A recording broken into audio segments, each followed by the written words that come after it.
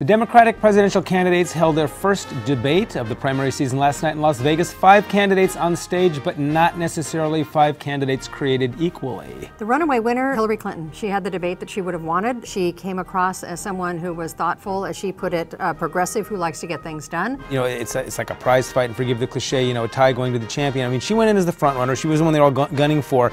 You know, she did not make any mistakes, but I think more than that, she really showed up her position. She kept her cool. She was tonally right on point.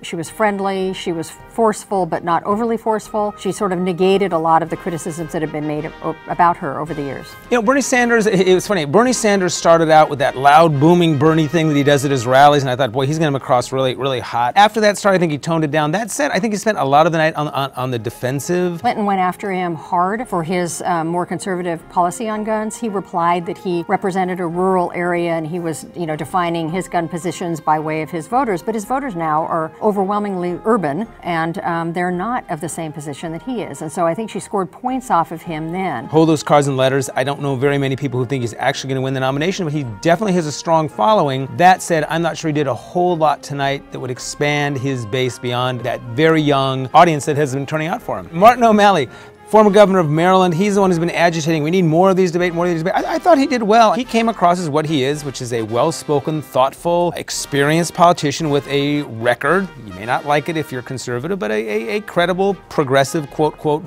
record. You know, that came across tonight. I don't know, is that enough? When I was watching him, I kept thinking of Donald Trump's criticism of Jeb Bush, which is that he's low energy.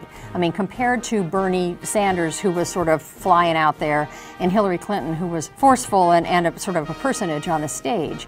When time turned to Martin O'Malley speaking, I found myself wanting to switch to the Dodger game. He did have some winning moments, but he didn't look like, you know, for example, the winner of the whole thing. There were 2 others on the stage, not particularly noteworthy. Jim Webb, the former senator from Virginia, and Lincoln Chafee, the former governor and senator from Rhode Island. There were times for both of them that you expected the trapdoor to open and for them to disappear wholly. Jim Webb was presenting himself as the tough Vietnam veteran, conservative Democrat. The problems with that is that he's out of step with his party in a big way. Although I'm going to go on a limb, I'm going to suggest that both of us found the most surpassingly weird moment of the debate was Lincoln Chafee when he was talking about Glass-Steagall. You could just imagine if he had a bountiful campaign, which he doesn't, his campaign people, you know, getting out their resumes and starting to write it right then. There was another person who wasn't on stage, but who was sort of central to the conversation about this debate, and that's Vice President Joe Biden. Right. There didn't appear to be a lane that really opened up for him that suggested a path that would get him into the